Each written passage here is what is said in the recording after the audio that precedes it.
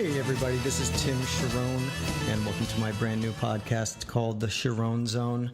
Blah, blah, blah, blah, blah. Welcome to The Charron Zone. I am super excited because I have Mr. Keith Ridenour on the program today. How are you, Keith? I'm great, man. How you doing? I am excellent. I just came back from the beach. I've been feeling kind of a little under the weather, so I figured I would go for some beach therapy. Dry out a little? Yeah, man. It always helps. So, always good. Always good. So we have Keith, and Keith is a Nashville and South Florida studio owner, a songwriter. And what else would you like to let people know that you do and some of your career highlights? I definitely started out playing guitar, and I still play guitar, and I definitely do a lot of producing. So I guess, guitar player, songwriter, I do production, and I have happened to own, a handful of studios and co-owned over the years, and actually still do. And I just finished building a facility outside of downtown Nashville in Murfreesboro, which we call the Borough, right by MTSU. It's called Ridenour Rehearsals. And where did you come up with that name? Ridenour Rehearsals? Let's think about that for a second. Brilliant. Actually, the real truth is, years ago, 1993, I decided to build my first place because I had nowhere to really rehearse where there wasn't rats and bugs coming into the building while you're trying to rehearse, like in an old warehouse. So anyway, long story short, I had done a demo of 5 or 6 songs I'd written and given it to a friend of mine to listen to. He was like, man, you want to do this full time. And at the time, I was actually cooking. I would play at night and cook during the day. And long story short, a demo that you produced? A demo of songs that I had written and recorded with a buddy of mine. Oh, wow. And he heard the song, and he was like, you need to be doing this, man. I might be interested in giving you a little money to get it started. And, I think the initial idea was to take $10,000 and put it into a little studio. Well, that idea wound up being about $80,000. But we got a lot of bang for our buck back in 1993. I basically found a spot by accident. I was looking all over South Florida for a spot, and it either wasn't zoned for what I wanted to do, or it was too expensive, and I had never really done it before, but I just knew that I wanted to do it, I could do it, and since this guy was going to, kind of back me a little, I needed to do it.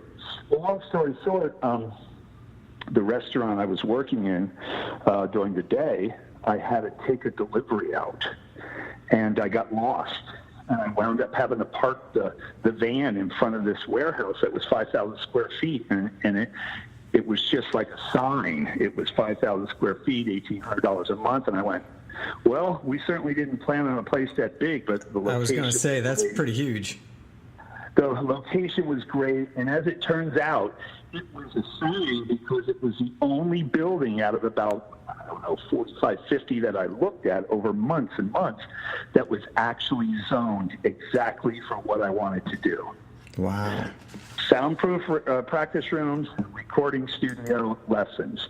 And I was like, I got to make it happen. So anyway, I went back to my buddy who became my investor in that, told him, and he said, okay, well, let's see how much it's going to be. And I found a contractor who was also a buddy of mine back then. He actually had he was a bartender at night and had his construction business during the day, and I knew him from playing all the bars. And so anyway, we went at it, and it took us 6 months to build it, but that was really how I got started with it. And then eventually we took another space next to it, and I was having everybody from New Found Glory to Ricky Martin come into the place. So it wound up being really cool. And after 10 years of it, we decided it was time to sell it and move to Nashville. I had already been recording and writing and doing so many different projects that it just seemed like the next step would be to go to Nashville.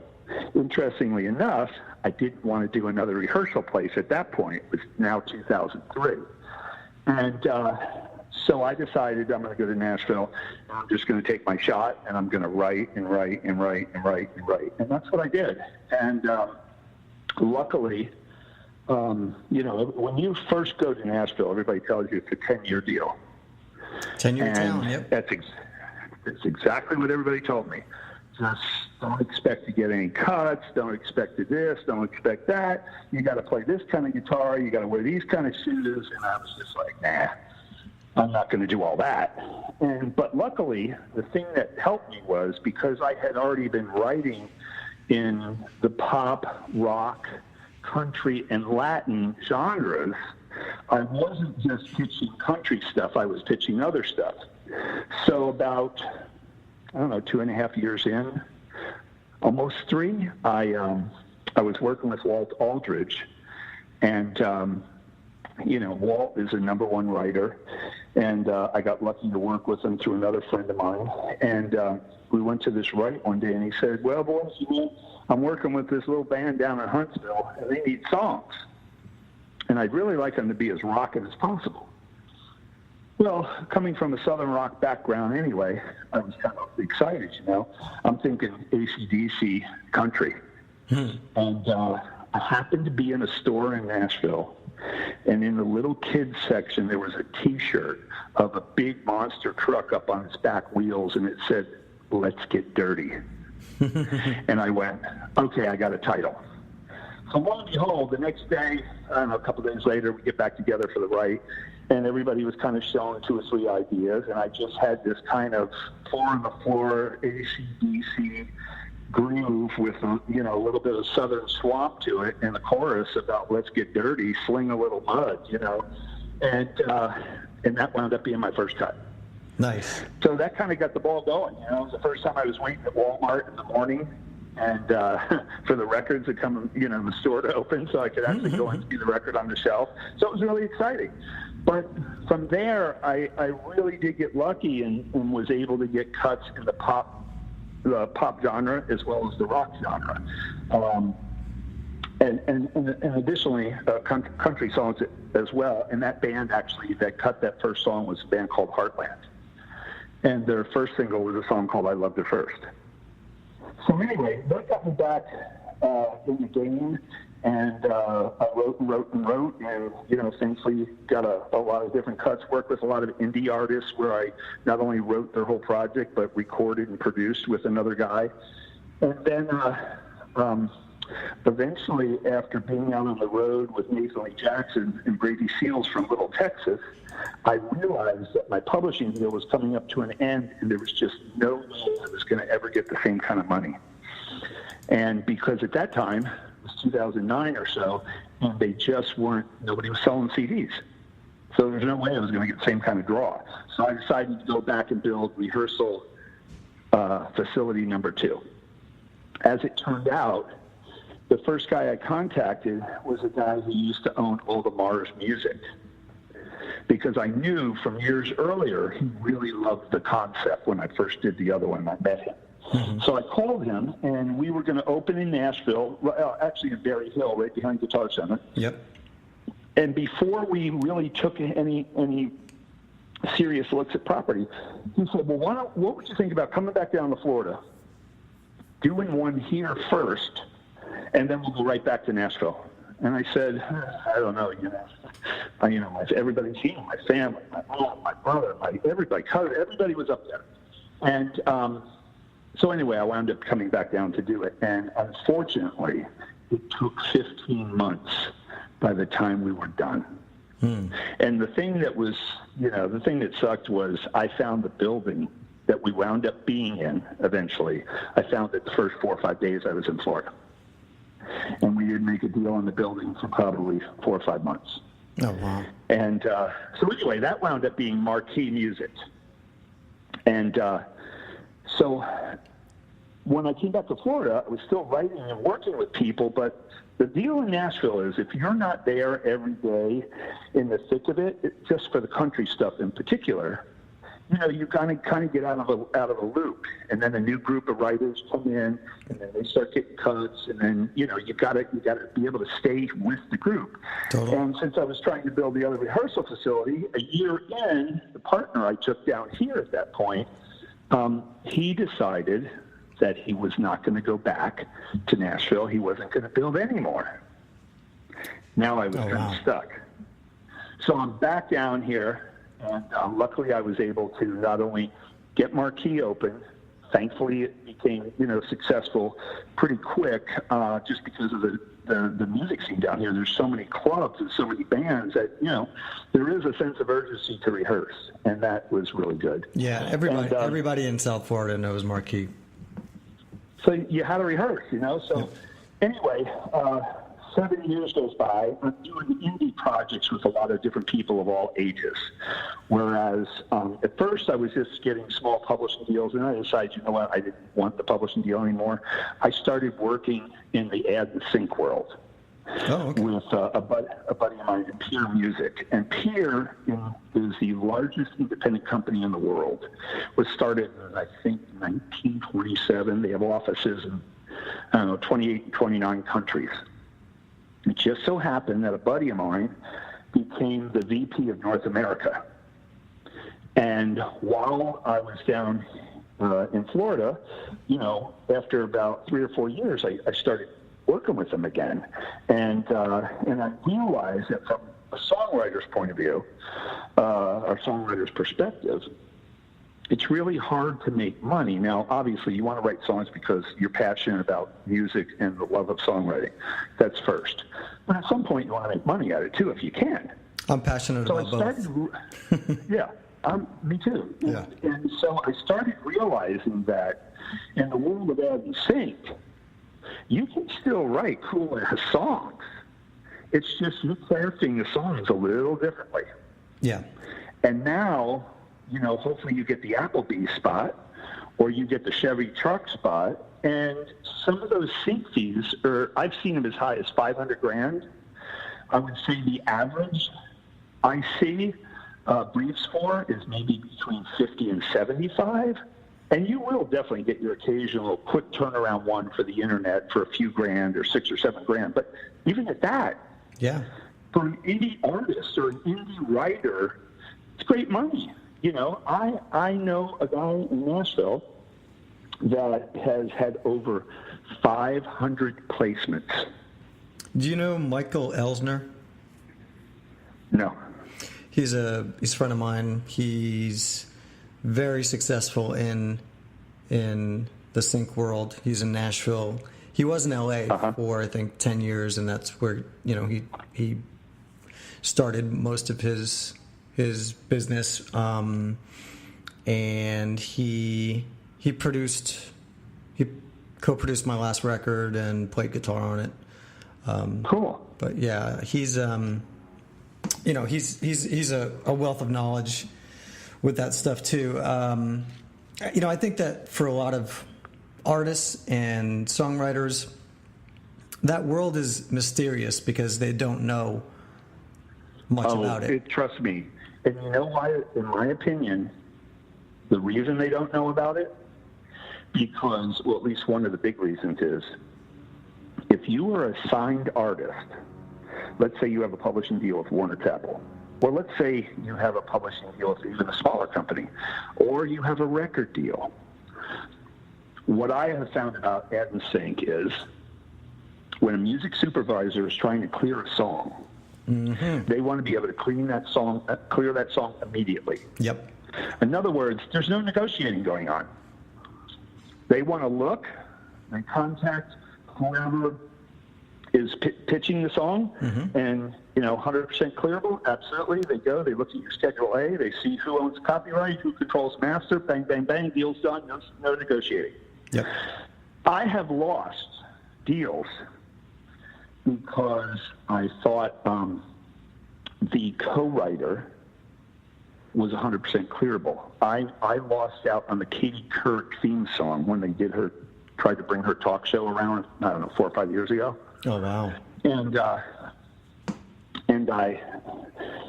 I was writing with a kid in Nashville. He was a Christian artist, but he had a Daughtry kind of voice. Mm-hmm. And the first song I did with him, I thought, if he gets a deal with Word Entertainment, I want to try to be on as many songs as I can. So I basically gave him credit on the song. Mm-hmm. And for that, I read when I was done, I read through the lyric. I said, what do you think about saying this versus that, this versus that? He'd say, yay, nay, or we change it. Well, that's how he got his 50%. Well, I lost track of him. He never got his deal. And I don't know, 7, 8 years later, I get a call that, they're looking for songs, and my plugger had sent, he I don't know how many of mine he really sent, but the point was they were all female songs.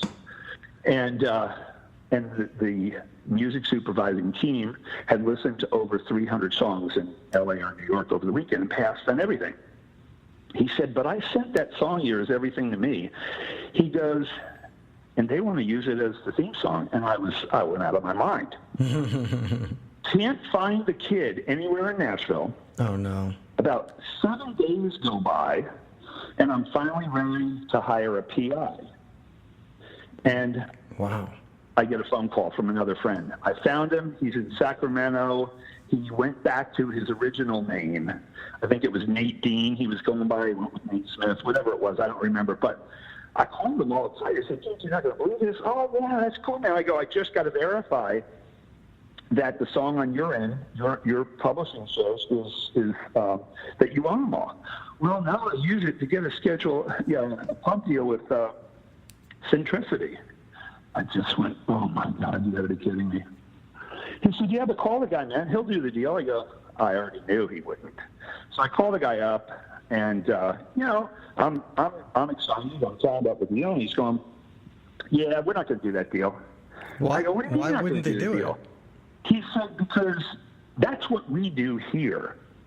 I said, listen, dude, you wouldn't know this song if it hit you in the head. I guarantee it. I don't even know if your writer has a final version of it. I said, and you're going to pass on that? He goes, yeah, we'll, if we get involved, we have to be able to negotiate. I said, that's not happening.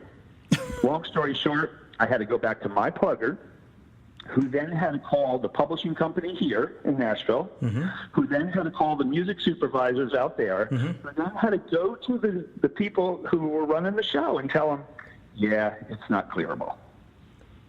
That's insane. And then it kind of makes you look like you... Well, we all look like knuckleheads, starting with me. Yeah. So right after that, my publishing partner and I had really artist-friendly agreements made, but serious agreements that gives us 100% right. So that my deal with Peter, as a rep deal, that we sign, we're signing a deal with Peter saying anything we represent is 100% clearable right now.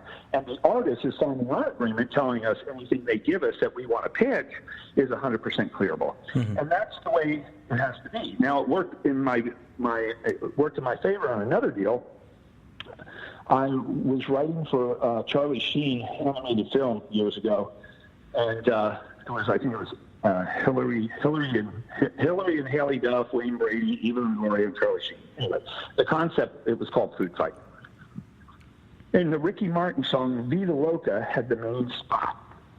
It was a song that was going to be playing when Eva Longoria walked into this nightclub.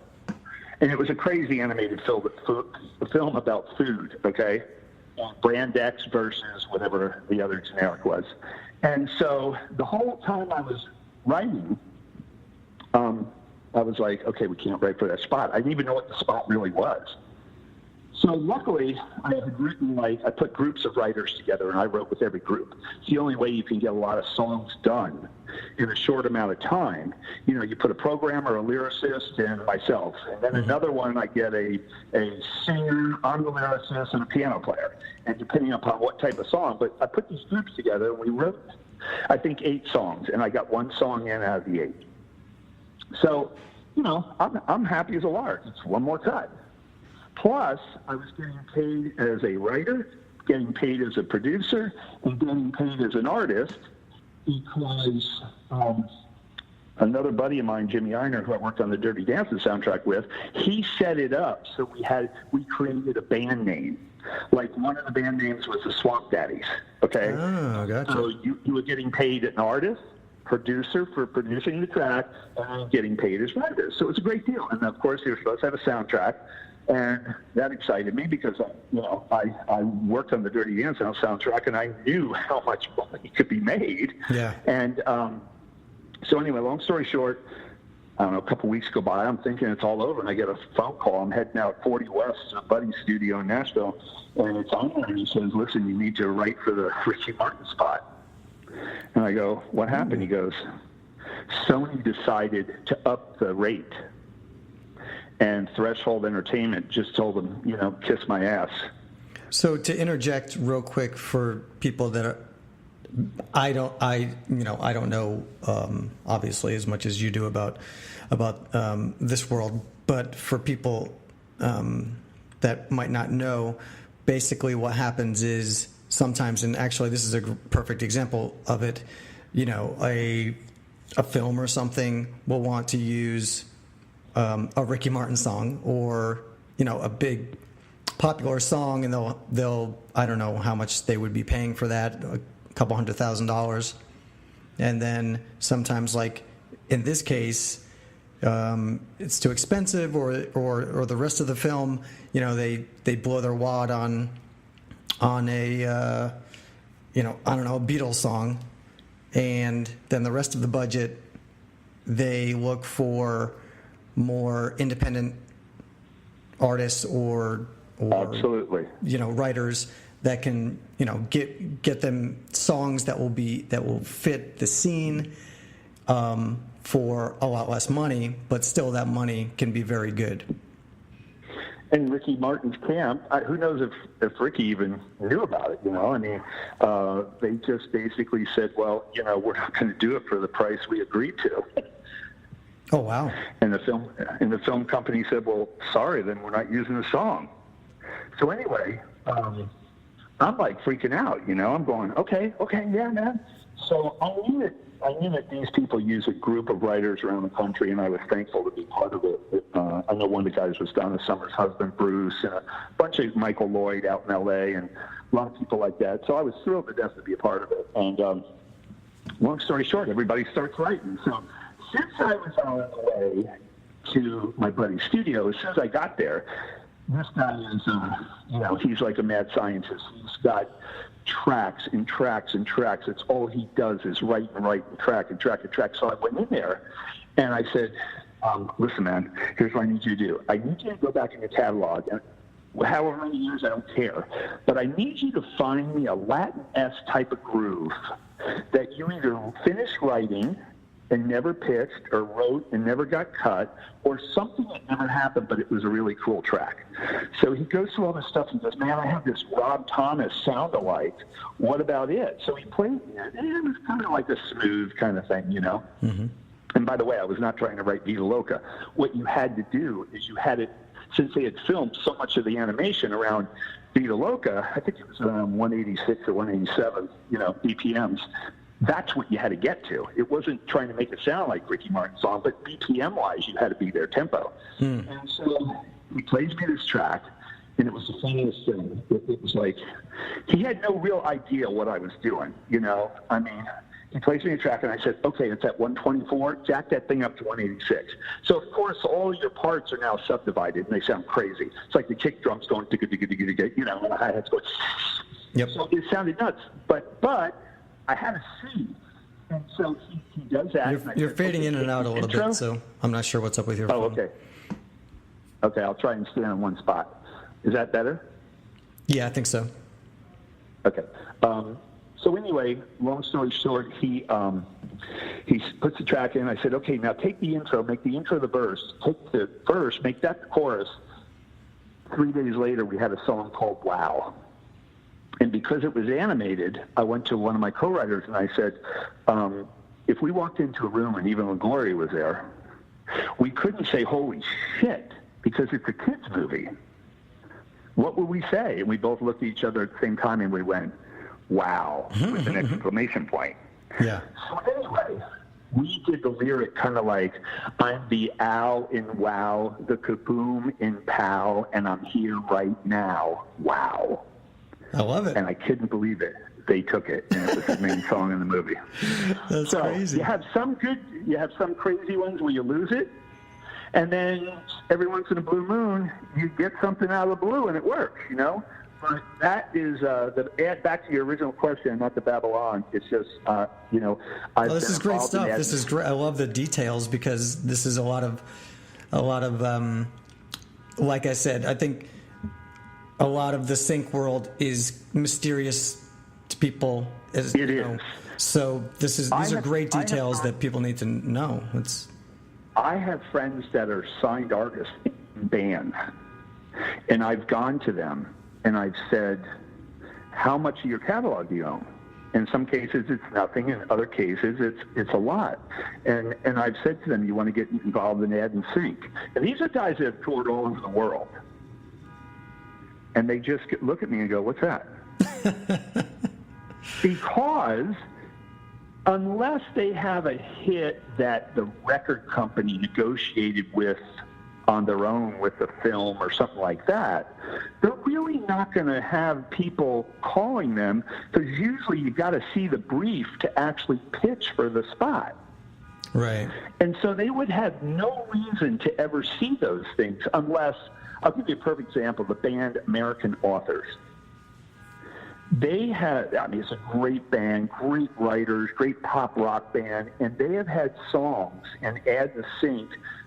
They must have made a fortune. I mean, I don't know anybody in the band. I don't know anything really about the band. I just know they're great writers. And, you know, they had that song, Best Day of My Life. Oh, yeah. Going to be the best day. I mean, how many commercials have that been in? They've got that song, Go Bigger. They got that song, Go Bigger, Go Home.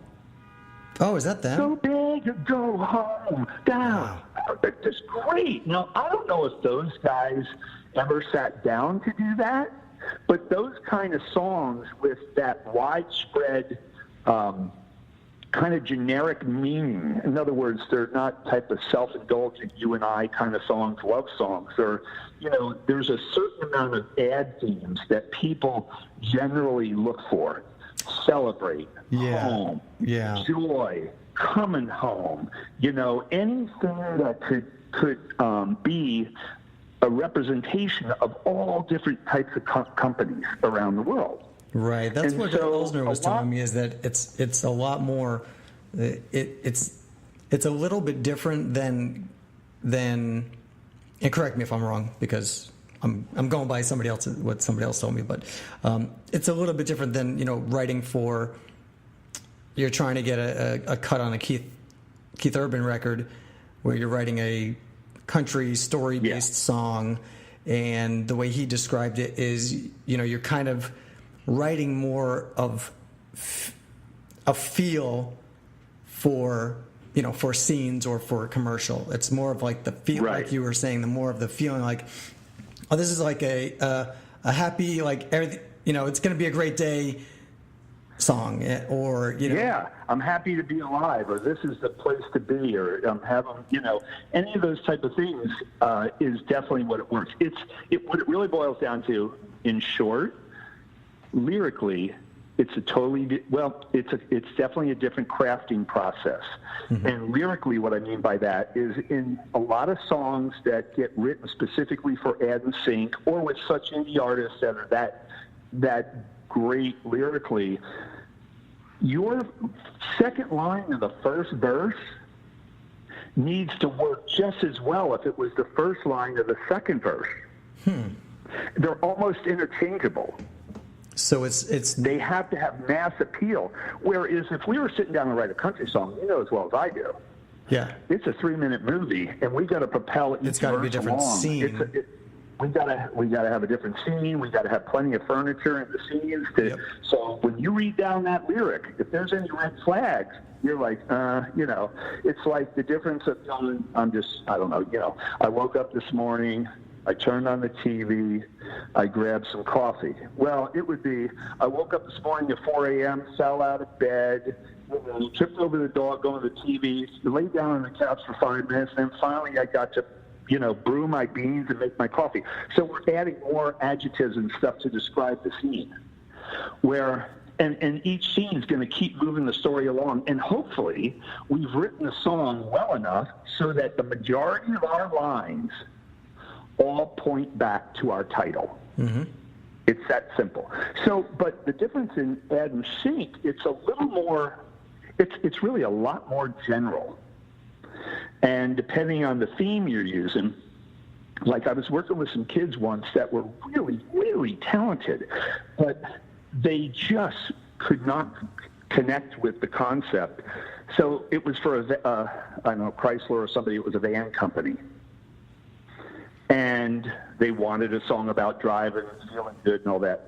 So their lyrics were all about the van. And I was like, no, it's got to be that. It's got to be about the feel of driving. Hands out the window, sun shining down through the sunroof, all that kind of stuff. So it's a different world, and you are 100% correct.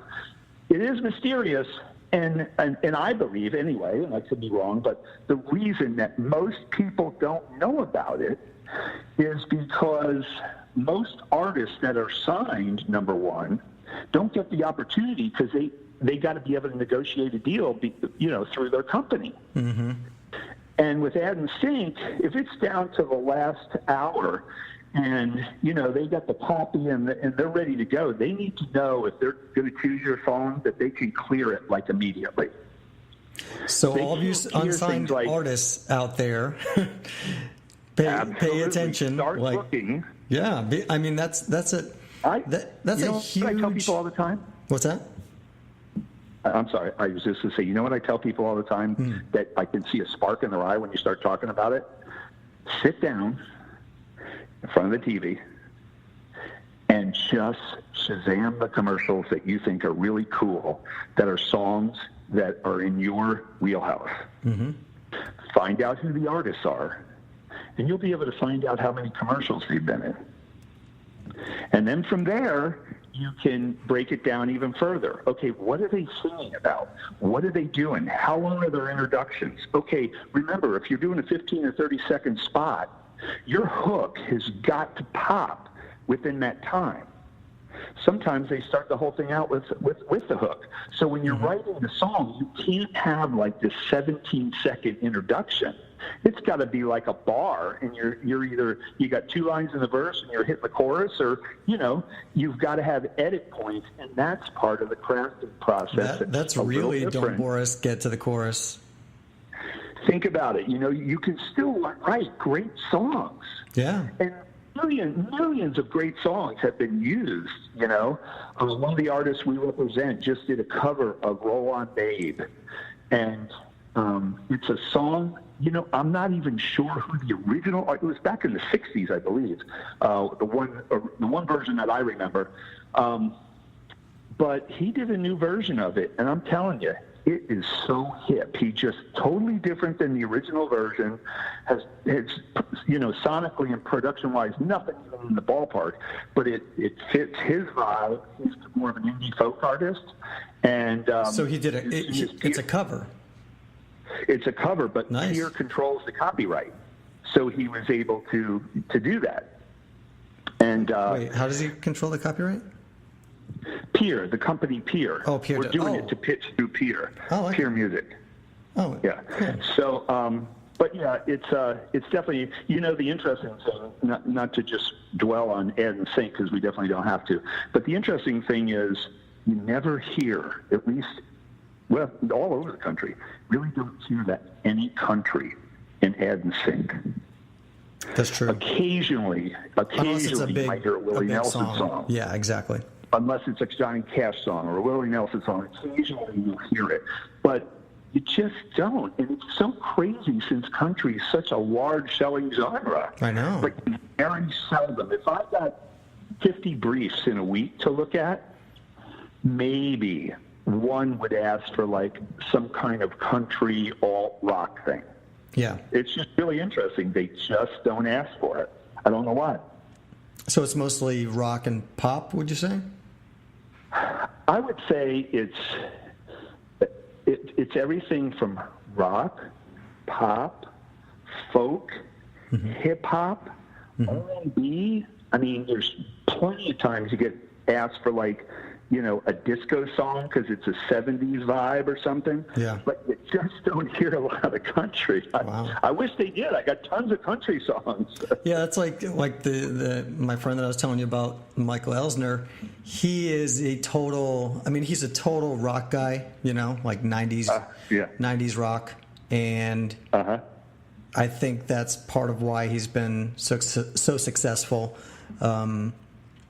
He does everything from, you know, I think he has he put together a whole CD, so to speak, of ukulele tracks. Right. And he said he's had tons of placement on just these, you know, ukulele tracks, but he doesn't do any country. And it's perfect for him because he's a rock guy, you know, kind of that's what I grew up with. And it's cool the power of those commercials and stuff, because here's an example of mine. I love those Corona commercials. And there's a song on there. I'm not really sure who does it, but it's such a great song, and it just goes so well with those commercials that it inspired me to write a song about living in a Corona commercial that I wrote in English, and I wrote a chorus in Spanish. So okay, cool. Yeah, that's kind of full circle, you know. But there's definitely some great music on in film and TV, you know. Yeah, and that's really interesting. The cover scenario. I don't know. Did you see the movie The Dirt, the Motley Crue movie? Yeah, I did. Did you notice the really mellow cover of Live Wire by a girl?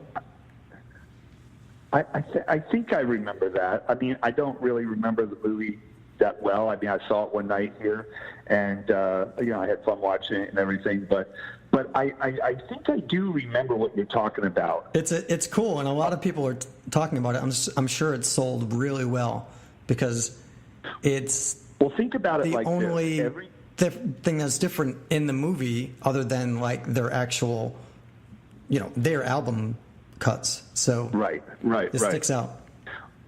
Well, I always tell people when they ask about a cover, you know, for years back in the 80s, you know, the pop metal band, I had a band very similar to, I don't know, Def Leppard, Bon Jovi, all that, but we had a lot of singers, you know, a lot of intricate parts and stuff. I think we were probably closer to a Def Leppard than Bon Jovi, but somewhere in that mix, you know. The point was, I used to tell everybody, oh, we can't do covers, man. We can't throw any covers. It's got to be an original set. And here it is, years and years later. Boy, what a knucklehead I was, because every major artist on the planet does covers. Yep.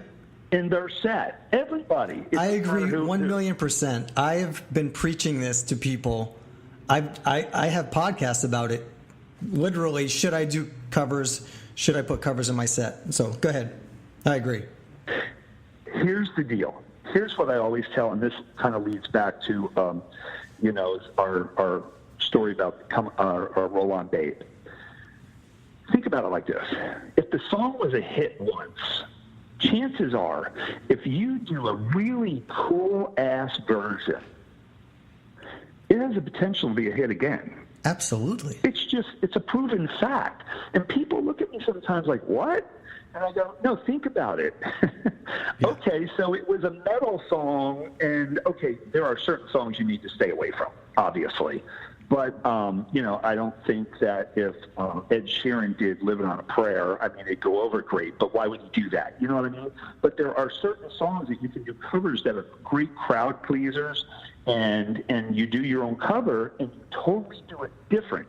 Same melody, but totally different production, totally different genre. Definitely. And I guarantee you got a shot at a hit. And I try to preach that to people. Don't be afraid to do a cover. I mean, half the kids that I write with, when they get an opening slot, they're doing mainly covers and less originals, obviously, because they're just getting going. Nobody knows their originals. But some of them do great covers of songs that are full production, and they do a funky version of it. You go, you know what? Now that's cool. Dude, that's really cool. Exactly. I've built my whole career on opening for national acts. And it really is an art within itself on how to grab someone else's audience of 5,000 people that have never heard of you. And, if you're lucky, you have 10%, 5 or 10% of that audience there for you. Right. It's an art form that I've been working on for 7 years. And to brag about myself, I'm great at it. Absolutely. But it definitely, it's our second song is always a cover, because you want the people just milling around, getting a beer, blah, blah, blah, whatever. You want them to hear a song that they already know, and then you want to get the crowd singing along to that song, and then everybody turns their head and they're like, oh shit, we need to get into the, to get over into the arena or whatever, wherever you're, to the stage and check out what's going on. And it works like a charm. Yeah, when I used to play all the time, I would slide the covers in, and I try to do it right after a hit that I knew the cover was in the same genre of. Right.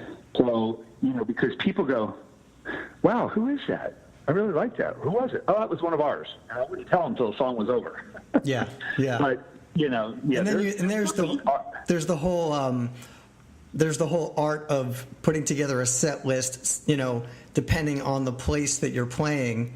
If you're doing an opening spot, and what I do anyway, if I'm doing an opening spot and it's 45 minutes, then I'll play 2 or 3 covers, Right. Of course, if I'm playing a festival and we're playing for 2 hours, then I'll play more covers. But it's you gotta be flexible, and you gotta be able to do both. But when it's time to be great at your covers, you gotta be great. Yeah. And when it's time to be great at your covers, you gotta be great. Right. And when you're opening for Bret Michaels, like I do a lot, you're going to play different covers than when you're opening for,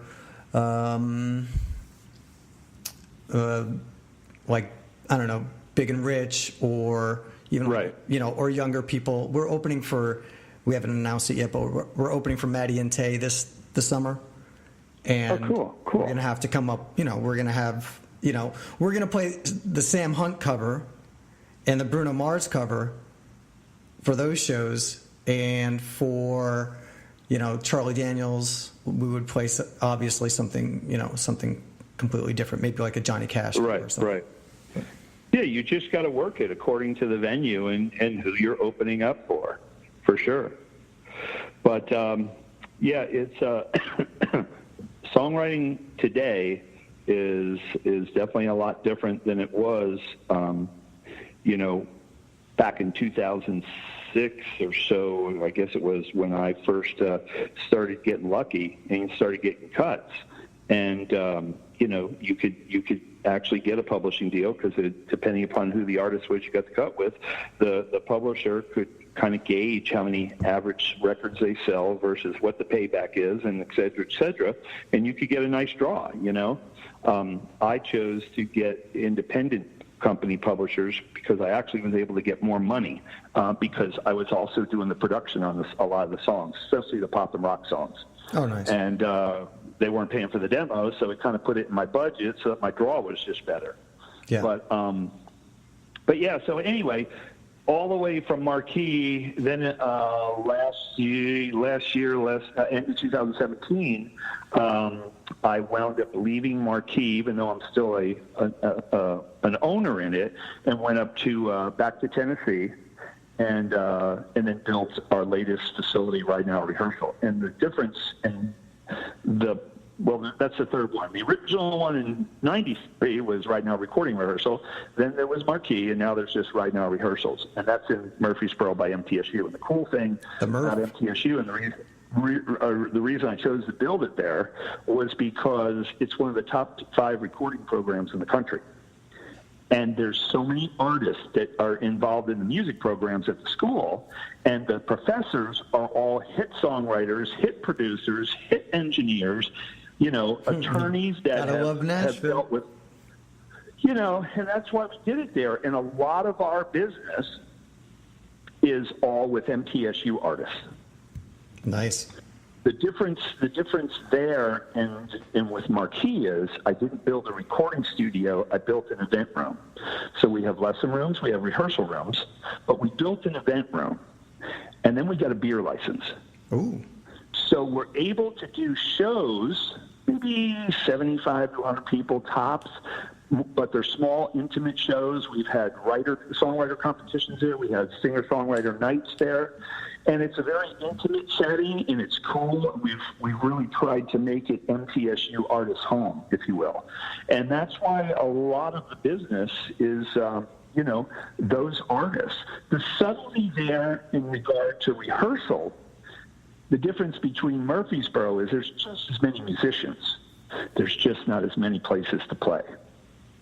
So, I was going to ask you, because I remember back when I first moved to Nashville, I played once in Murfreesboro, and then I just don't remember a lot of venues. Yeah, it's now it's totally different than downtown Nashville. There's bars on every corner, but Murfreesboro is absolutely booming. I think 100 people, I want to say 100 people a week are moving there between there and Nashville and Franklin and the surrounding cities. Oh, but Murfreesboro is just absolutely off the charts booming. And I believe there'll be more and more places to play. But if you compare it to South Florida and Fort Lauderdale and Deerfield, Lighthouse Point and Davie and all that, it's nowhere near as many places to play. And my whole point is I didn't realize that there's not the same sense of urgency for everybody to rush out and rehearse. Therefore, you're not getting the people in as often as you would at Marquee or the original Ridenours I had, because there's not quite the same amount of places to play. So what we're trying to do now is start having shows with, country artists, let's say Mark Chestnut, let's say Tracy Lawrence, and guys like that, that have had great careers. They live there, so you could possibly get them over, hopefully, to do an intimate meet and greet acoustic set by themselves. Yeah. And you have a nice night by the time it's done. It's like the little you have like a little mini Opry there, with some. That's a great idea. I mean, and there's tons of artists in town that would love to do that. Exactly. I'm working on it as we speak. We just for shits and giggles, we contacted Chris Young's camp. Oh yeah, we opened for him too. Yeah. I can't repeat the amount they wanted, honestly. It was like, it was pretty crazy, dude. Do you know? Do you know Crystal Gale from back in the day? No. Do you remember her? Chris O'Dell? Crystal Gale? Oh, Crystal Gale. Oh, yeah, of course. Yeah. I thought you were saying Chris O'Dell. I was like, I don't remember. There's tons of artists. Can you imagine Tanya Tucker going in there for a night? Right.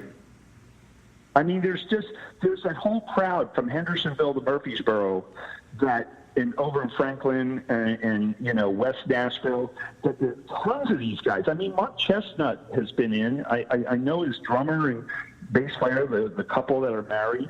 I'm going to a show at Renegades that Randy Carrillo's putting on that Tracy Lawrence is at. Those kind of guys could easily draw 75 to 100 people in, and then you price it accordingly, and you have a meet and greet, and all that stuff. And it's just them on acoustic. Yeah. You don't bring the whole band. You don't do the whole thing. It's just an intimate night with whoever and friends, So that's what I'm trying to work on at the moment, to make up the difference in the amount of rehearsals per week by doing maybe one of those shows like that every week or every other week. Yeah. And it doesn't have to be all country artists either. There's plenty of people live up there, you know. Also, what about like hit songwriters? You know, do like a Absolutely. Hit. That'd be cool. You know, I used to do all my admin at Craig Wiseman's place at Big Loud Bucks. Yeah.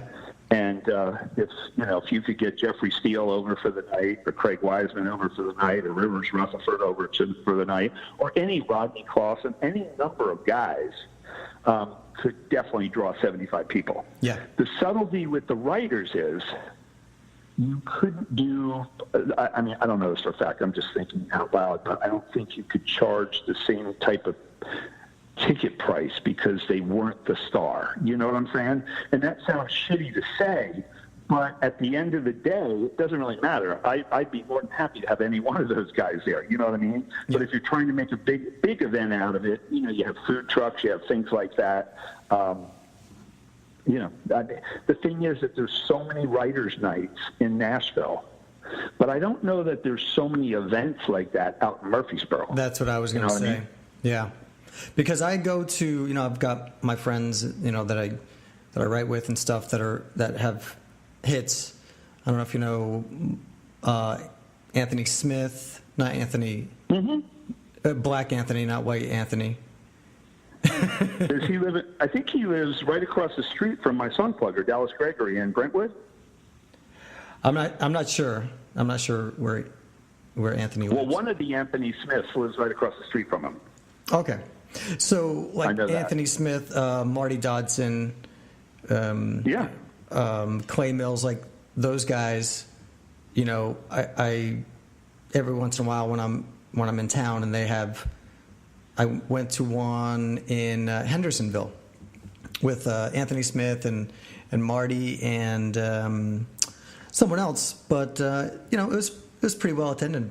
And, you know, I think... oh, yeah. I mean, you do a writer's night and you have the Hitman there, it's going to be packed. Oh, yeah. It's going to be packed, you know.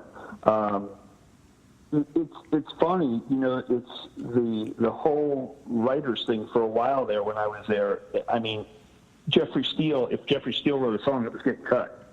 Oh, yeah. It didn't even matter. If it was a Jeffrey Steele song, they're taking it. If it was a Craig Wiseman song, they're taking it, you know. And I still buy CDs because I want to see who the writers are. And everybody looks at me and goes, "You buy CDs?" I go, "Yeah, for one reason.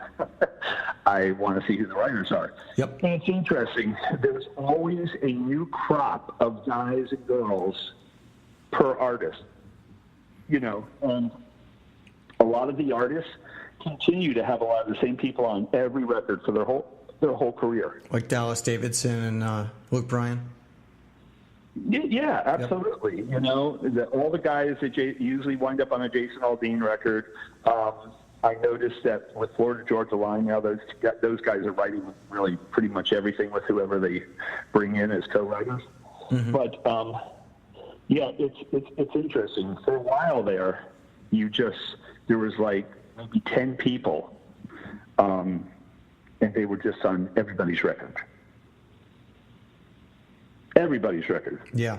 And now it seems like to me when I get a CD and I look at the writers, the groups are a little different. You know what I'm saying? You may still see one or two of the same guys, but it's just a new crop of writers that are coming in. Yeah. And then you have your staples, you know, like Craig Wiseman and all those guys. Yeah, absolutely. But, anyway, that's what's going on at the moment, brother. Well, I love it. I think there's a lot of stuff here that's, well, I mean, it's super interesting to me. And I think, you know, I didn't even know about all the sync stuff that you're doing. So I think that's phenomenal.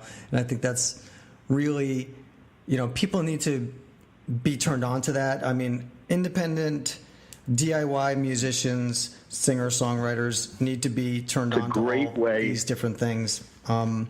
It's a great way for the independent artists to support themselves. Yeah. And guess what? They get all the money. Yeah.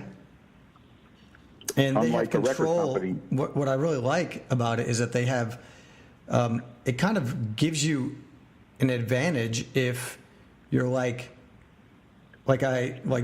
me, you know, if you have control over your whole catalog, then it gives you an advantage over people that are signed, which is big time, really nice. Big time. There's no doubt about it.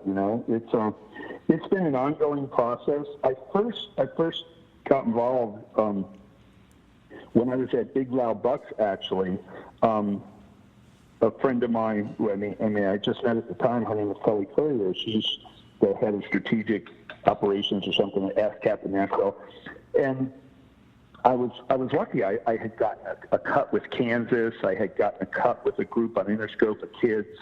I had the cut with I don't know. It was like 5 or 6 songs, and she goes, "Well, I only know this one song. Why don't you make me a CD?"